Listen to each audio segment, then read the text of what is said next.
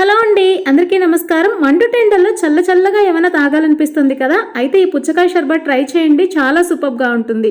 దీనికోసం బాగా పండిన ఎర్రగా ఉన్న ఒక పుచ్చకాయని తీసుకొని ఇలా సన్న సన్న ముక్కలుగా కట్ చేసుకొని పక్కన పెట్టుకోవాలి. ఇంకా సబ్జా గింజల్ని కూడా ఇలా వాటర్లో నానబెట్టుకొని పక్కన పెట్టుకోవాలి. ఇప్పుడు పుచ్చకాయ ముక్కల్ని ఒక బౌల్లో వేసుకొని ఫ్రిడ్జ్లో పెట్టుకోవాలి.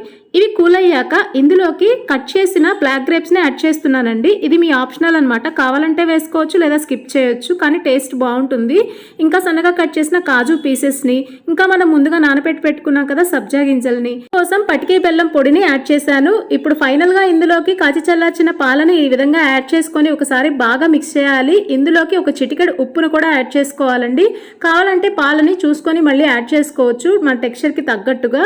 ఈ విధంగా రెడీ అయిపోతుంది అనమాట. ఇప్పుడు వచ్చేసి ఒక గ్లాస్లో ఐస్ పీసెస్ వేసుకొని ఈ విధంగా సర్వ్ చేసుకుంటే ఎంతో టేస్టీగా ఈ పుచ్చకాయ షర్బత్ రెడీ అవుతుంది. చాలా సూపర్గా ఉంటుందండి టేస్ట్ అయితే.